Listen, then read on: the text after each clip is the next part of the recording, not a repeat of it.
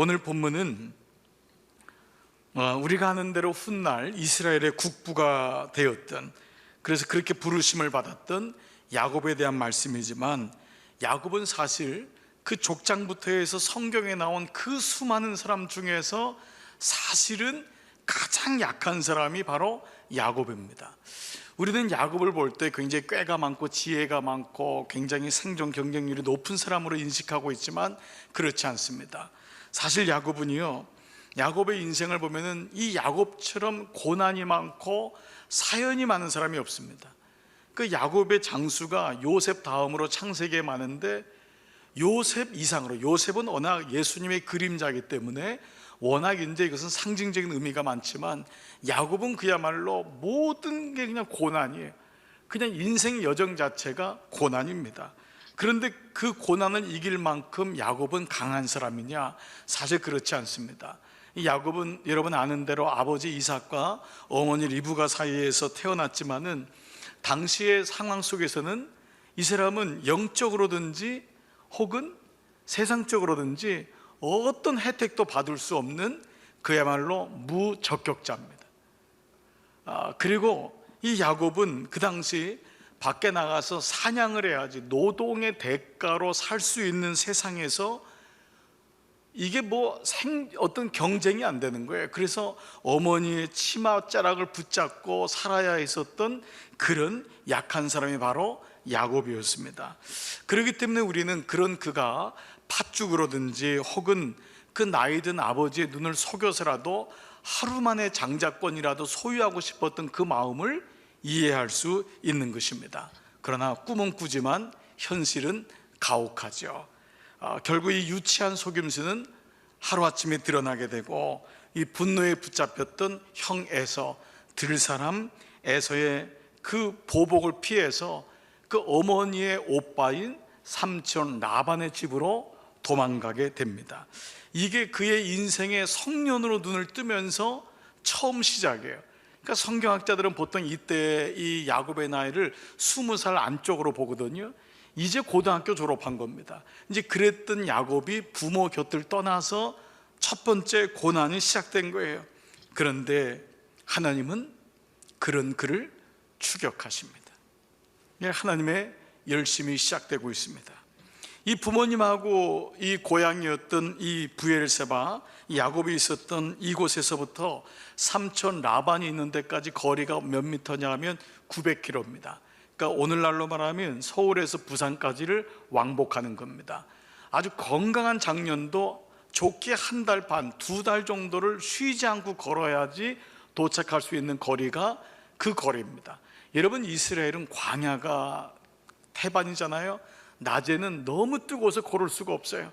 밤에는 너무 추워서 거할 수가 없는 것이 그 광야예요. 거기를 이제 고등학교 졸업한 아이가 거기를 부모 곁을 떠나서 가는 것입니다. 우리는 성경을 볼 때 좀 대면대면 볼 때가 있어요. 그냥 그렇구나라고 하는데, 성경을 보는 가장 좋은 방법은 감정이입입니다. 그리고 내 상황이 그 안에 들어가는 것입니다. 어느 교우분이 중학교 졸업하자마자 서울로 상경해서 남의 집에서 옛날엔 식모라 그러잖아요. 그렇게 살 수밖에 없었대요. 그러면서 주경야독을 해서 고등학교를 그 검정고시로 붙고, 그 대학을 야간을 다니면서 낮에는 공장 다니고, 그러면서 삶을 이끌어왔던 얘기를 듣는데, 그분은 이 야곱의 얘기가 자객인 거예요. 야, 정말 인생이 이렇구나. 그러니까 고등학교 졸업한 10대 아이가 이 긴 거리를 갔으니 얼마나 두려웠겠어요. 부모 곁을 떠난 것도 두렵지만 그 들짐승들이 있는 그 광야를, 거기를 홀로 걸어가면서 첫 번째 도착하게 된 곳에서 유숙을 하게 된 겁니다. 들사람에서는 밖에서 자는 게 익숙하겠지만, 평생을 어머니하고 같이 살았던 야곱은 아마도 첫 번째 유숙, 바깥에서 자는 일이 일어났을 거예요. 그게 몇 킬로 정도냐? 여러분, 거기가 어딘지 아시잖아요? 바로 베델이죠. 거기가 이 브엘세바에서 60킬로 정도입니다. 12시간을 쉬지 않고 걸어야지 가는 그곳에 도착해서 온 다리가 다 불어 터지고 그냥 얼마나 힘들었겠어요. 거기서 첫날 밤을 자게 됐을 때 그 돌을 베개 삼아서 잠을 잡니다. 근데 여러분 아시다시피 거기서 야곱이 하나님을 만납니다. 하나님의 음성을 듣지요. 바로 그 말씀이 창세기 28장 15절입니다. 자, 한번 같이 읽겠습니다. 시작. 내가 너와 함께 있어 내가 어디로 가든지 너를 지키며 너를 이끌어 이 땅으로 돌아오게 할지라. 내가 내게 허락한 것을 다 이루기까지 너를 떠나지 아니하리라. 여러분, 이 말씀도 한번 우리가 야곱의 마음이 된다면 이게 얼마나 감동되는 거예요. 내가 어디로 가든지 너를 지키고 내가 너를 떠나지 않을 것이다. 내가 너를 이 땅으로 다시 돌아오게 할 것이다. 내가 이 약속한 것 허락할 때까지 이루기까지 내가 너를 떠나지 않겠다. 아마 야곱은 이 음성을 듣고 펑펑 울었을 거예요. 얼마나 감동이 있었을까요? 남자가 여러분 20대 초반에 군대 가가지고 논산훈련소 가서 첫 번째 예배 드릴 때도 펑펑 울지 않습니까? 그러니까 야곱은 지금 이 너무 감격스러운 거예요. 그래서 거기다가 자고 있었던 베개로 삼았던 돌을 세우고 어머니가 주었던 기름, 그 기름은 두 가지 용이에요. 뱀이나 정갈한테 물렸을 때 나을 수 있는 유일한 의약품이 기름이고, 강도를 만났을 때 자기 목숨을 대신해서 돈을 지불해 주는 것이 기름이에요. 그 자기의 전부인 거를 그 돌에다 붓고 뭐라 그랬어요? 여기가 베델이다. 얘가 하나님의 집이다. 내가 여기서 하나님을 만났도다. 얼마나 감동합니까? 그러면서 그 한 달 반 두 달의 그 여정을 다 마치고 삼촌 라반의 집에 도착합니다. 그런데 그 라반의 집에서 무려 야곱의 인생에서 몇 년을 거하냐? 20년을 지내게 됩니다. 여러분, 사람들이 여행을 갈 때 20년 여행 갔다 오겠다는 사람이 어디 있습니까? 아무리 길어도 한 달인 거예요. 금방 돌아올 줄 알았는데 야곱의 인생이 20대 초반에 그 20살 안팎에 간 친구가 40살에까지 그 삼촌 라반집 하란에서 거하게 됩니다. 그곳에서 야곱은 결혼하게 되죠. 거기서 11명의 자녀들을 낳게 되죠. 그러나 여러분 보세요. 그 다음에 그렇게 가까이 지냈던 삼촌 라반과 사촌들과의 관계가 깨져서 다시 또 그곳을 떠나야 되는 거예요. 20년이면 어느 정도 기반도 갖고 이제는 살만한데 하나님 야곱을 다시 떠나게 되는 일이 일어난 거예요. 또 고난이 시작된 거예요. 사실 성경은 이것을 하나님을 잊은 결과임을 말씀하고 있어요. 그러나 하나님은 야곱을 잊지 않습니다. 이게 하나님이 야곱을 추적하시고 하나님의 열심히 계속해서 일어나요. 그리고 야곱이 도착한 데가 어디냐 하면 숫곳이라고 하는 세겜 땅입니다. 이 세겜 땅에 도착하자 어떤 말씀이 나오냐 하면 자기를 위하여 우릿간을 만들고 자기를 위하여 가축이 있을 곳을 만들고, 이게 뭐냐 하면 비로소 자기를 위해서 집을 처음 구입한 거예요. 그러니까 라반의 집에 있을 때는 조금 뭐 있어도 다 라반 거 아니에요? 우리가 그 스토리를 알고 있지 않습니까? 비로소 세겜 땅에 와서 자기 집을 얻은 거예요. 여러분, 우리가 아무리 작아도 자기 집을 얻을 때의 기쁨이 있지 않습니까? 그리고 처음으로서 이 장막의 터를 넓힌 거예요. 어떤 생각이 들었을까요? 고생 끝 행복 시작이다. 그러나 머지않아 얼마 되지 않아서 먹구름이 몰려옵니다. 그 자기 외동딸 디나가 그 세겜 땅에 그 들른 나들이 갔다가 그 땅에 있는 그 족장인 하몰의 아들 추장 세겜에게 강간당하는 일이 일어납니다. 참 기가 막힌 거죠. 딸이 외동딸인데 가서 강간을 당합니다. 치욕적인 일이 벌어졌어요. 근데 여러분, 성경에는 야곱은 침묵합니다. 이 말씀을 우리가 가만 묵상하면 이 워낙 내성적인 사람 야곱은 이 기가 막힌 일을 당해도 어떤 얘기를 할 수가 없는 거예요. 근데 이 말씀을 가만 묵상하면 이게 남의 얘기가 아닙니다. 여러분, 자녀들의 일에 대해서 얼마나 부모가 무력한 줄 아십니까? 자녀가 어려운 일을 당해도 부모가 정말 무력해요. 딸이 강간을 당했는데도 아버지 야곱은 너무 내성적이고 너무 이게 속사람이기 때문에 말을 하지 못하는 거예요. 어디다 대놓고 얘기도 못하고. 그런데 결국 이런 아버지의 무능력 때문에 들고 일어선 게 누굽니까? 자식들이 들고 일어선 거예요. 이 자식들이 이 세겜 땅에 있는 남자들을 다 죽일 때 사용했던 게 뭐냐 하면 하나님이 당신의 백성에게 주신 언약의 은총의 도구인 할례. 그러니 이 야곱 입장에서는 정말 마음이 무너지는 거죠. 내가 애를 어떻게 키웠나. 그 부모 앞에서, 이 자녀 앞에서 이 야곱이라고 애를 믿음으로 키우지 않으려고 했겠어요? 그런데 이렇게 완전히 무너진 가정을 보면서 야곱은 좌절하죠. 성경의 표면적으로는 야곱은 침묵하지만 하나님은 침묵하지 않으십니다. 야곱에게 하나님 말씀하세요. 그게 뭐냐 하면 40년 전 형 에서의 낯을 피하여 내가 도망갔던 그 길에서 만난 그 베델로 다시 돌아가라. 그 말씀이 오늘 여러분 읽었던 창세기 35장 1절 말씀입니다. 같이 한번 읽을게요. 시작. 하나님이 야곱에게 이르시되 일어나 베델로 올라가서 거기 거주하며 내가 형 에서의 낯을 피하여 도망하던 때에 내게 나타났던 하나님께 거기서 제단을 쌓으라. 하나님이 이 야곱을 드디어 약속하신 당신의 집 베델로 인도하시는 거예요. 이때 야곱의 나이가 한갑입니다. 20살 때 떠났던 야곱이 60이 돼서 돌아온 게 이 베델입니다. 그런데 이 하나님께서 이 베델로 가는 이 여정, 오늘이 이제 마지막 그 여정인데 하나님께서 이 야곱에게 두 가지 일을 경험하게 하십니다.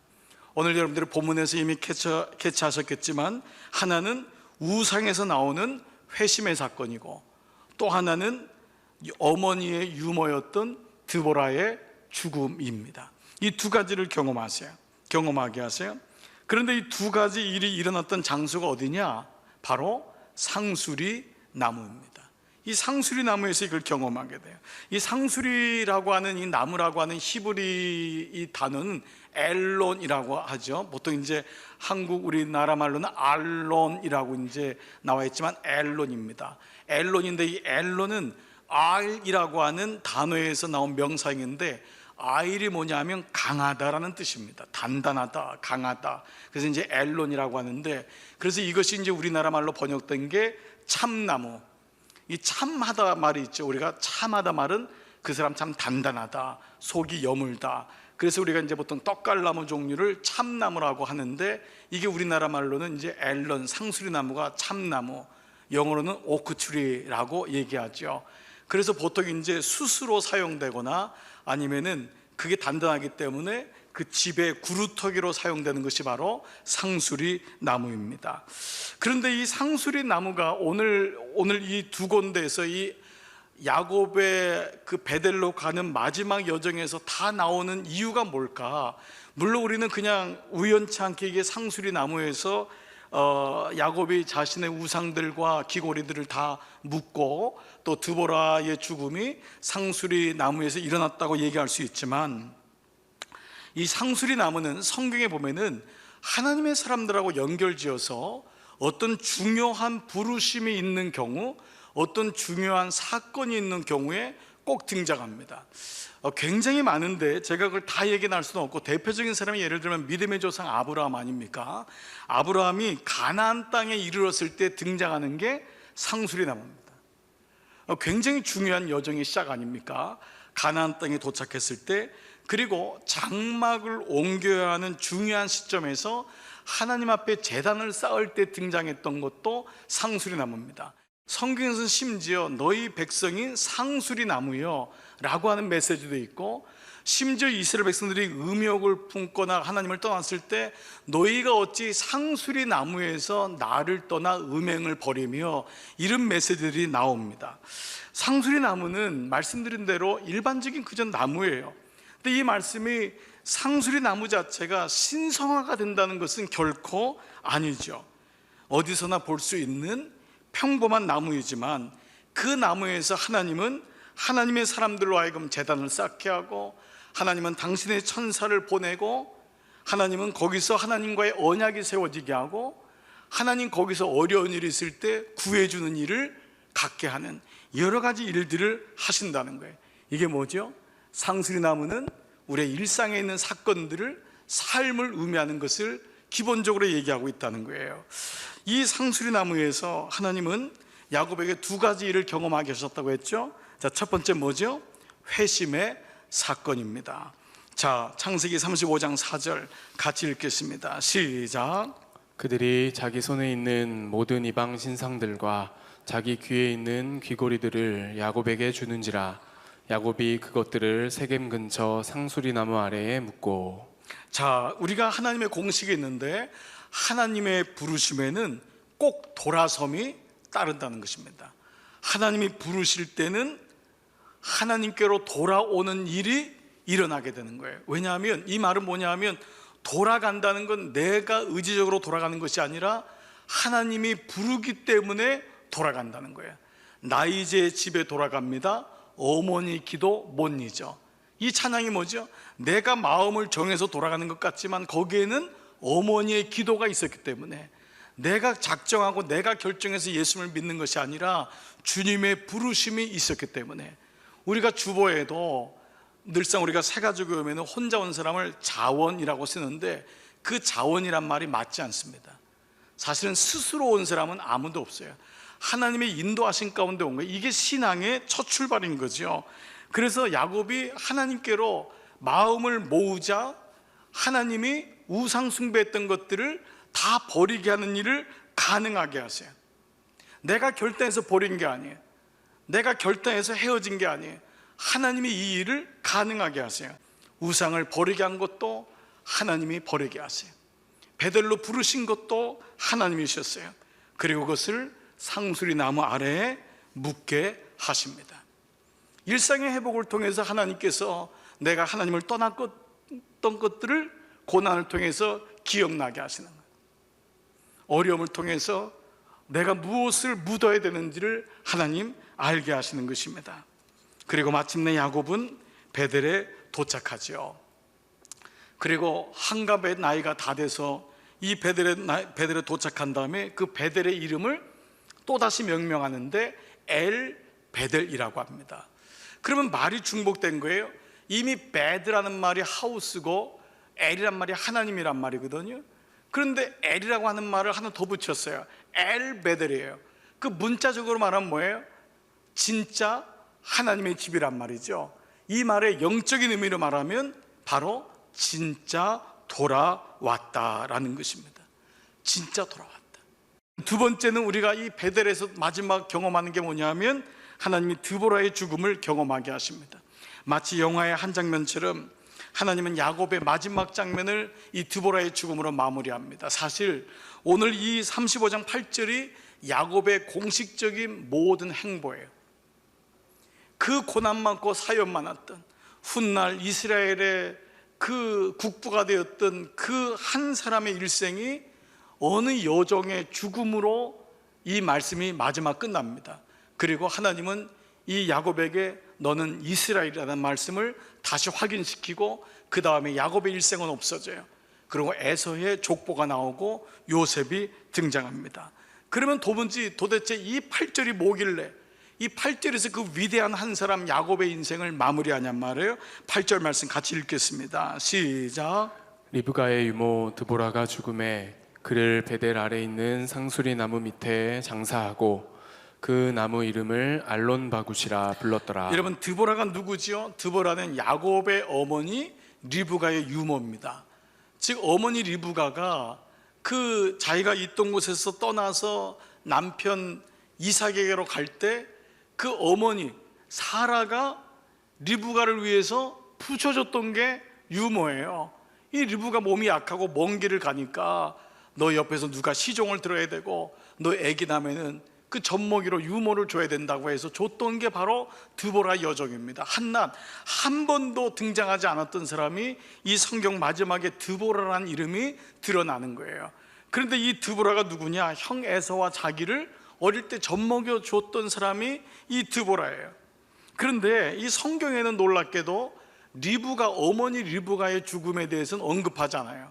그래서 우리가 성경학자들 유추해 볼 때 이 어머니 리브가가 결국 야곱을 돕다가 어려운 일이 일어나고 이로 인해서 갈등이 깊어지면서 형 에서하고도 함께하지 못하고 야곱에게 가지도 못하고 그 남편 이삭은 연로해서 늙고 그러니까 평생을 20살에 떠난 야곱을 리브가는 만나지 못하고 죽습니다. 참 비운의 어머니죠. 근데 그 리브가가 그 야곱을 어떻게 잊겠어요? 그 야곱을 보낸 다음에 자기가 가지 못할 때 보낸 게 누구냐 하면 드보라입니다. 드보라를 보내서 야곱에게 어머니 대신 야곱의 영적 어머니가 되게 돼요. 야곱을 위해 끝까지 죽을 때까지 헌신했던 게 바로 여종 드보라였어요. 그런데 이 여종 드보라가 죽었을 때 야곱이 어떻게 묻었냐? 상수리 나무 밑에다 묻고 이름을 알론 바굿이라고 했단 말이에요. 알론이 뭐예요? 엘론. 아까 말했던 대로 엘론이 참나무란 말이에요. 상수리 나무. 바굿이 뭐냐 하면 울다란 말인데, 이 말은 cry라는 단어는 어려워요. 사실 이 말은 뭐냐 하면 통곡의 벽이라는 단어를 쓸 때 wailing wall이란 말을 쓰거든요. wailing, 통곡하다. 그래서 이 단어가 바로 이 바굿이란 말의 wailing입니다. 통곡에 남은 거예요. 그 말의 의미는 뭐냐 하면 야곱이 드보라를 묻고 통곡하여 울었다라는 메시지죠. 여러분, 야곱에 대한 기사가 많이 나오지만 야곱이 얼마나 어려웠겠지만 표면적으로 울었다라는 단어가 안 나옵니다. 그런데 통곡했다는 게 마지막에 나오는 야곱의 마지막 기사예요. 도대체 이 드보라가 누구길래 드보라를 묻으면서 야곱이 이렇게 대성통곡을 했을까? 아마도 어머니 생각이 났을 거예요. 그리고 어머니의 기도가 생각이 났을 거예요. 그리고 그 드보라의 헌신, 나를 어릴 때부터 젖을 먹이고 한갑이 될 때까지 내 뒤에서 나를 지켜주었던 한낱 아무 쓸모없는 노예 같은 여종. 그런데 야곱은 그때 뭘 기억했을까요? 나의 나된 것은 하나님의 은혜구나. 야곱은 선천적으로 몸이 약하고 부적격자이기 때문에 어떻게든지 꾀를 낼 수밖에 없었을 거예요. 어떻게든지 생존하고 이겨나갈 수밖에 없었을 거예요. 그래서 그만큼 세겜에서 부도 없고 집도 없고 했지만은 이 어려운 일을 겪으면서 하나님의 추격하시는 하나님의 열심을 통해서 베델로 돌아와서 비로소 인생은 내 열심으로 되는 것이 아니구나, 인생은 내 최선이 아니구나, 그 뒤에 계시는 하나님의 은혜가 있구나, 이것을 야곱은 비로소 나이 한갑이 됐을 때 그의 인생을 반추하고 돌아보았던 것입니다. 사랑하는 여러분, 우리가 어려울 때일수록 하나님의 은혜를 기억하는 이유가 여기 있습니다. 하나님이 어려움 당한 야곱에게 두 가지를 하게 하세요. 어렵지만 그 어려움을 통해서 하나님을 떠난 것들을 상수리나무에 다 묻게 하세요. 그리고 그 어려운 시간 속에서 이전에서부터 지금까지 도우셨던 하나님의 은혜를 기억나게 하세요. 하나님 외로움과 어려움 속에 있을 때 우리만 놔두고 팽개치시는 게 아니에요. 예수님의 십자가 사건을 십자가에 달린 하나님이라는 표현을 신학자 몰트만이 썼습니다. 십자가에 달린 하나님, 그분이 우리와 함께 고난당하고 그분이 우리와 함께 울고 있다는 것입니다. 이건 우리 어렵지 않게 할 수 있어요. 아이가 아픈데 아파하는 게 부모더라고요. 오히려 아이보다 더 아파요. 그러니까 하나님이 우리를 고난 속에 넣으실 때 너 한번 고난 당해봐. 그게 너무 힘들고 어려운 결정이시지만은 야곱의 인생을 하나님이 추격하시다. 계속 쫓아가세요. 그리고 계속 부르세요. 돌아오게 하세요. 그렇게 우리가 할 일은 하나님의 추격하심, 하나님의 일하심을 잊지 말고 우리로 하여금 우상을 버리게 하고 우리로 하여금 지금까지 인도하신 하나님의 은혜를 기억하게 하시는 그 하나님의 은혜를 우리의 삶의 일상인 상수리나무 앞에서 우는 것입니다. 고백하는 것입니다. 주님, 주님의 은혜였습니다. 그리고 분명히 회복하게 하실 것입니다.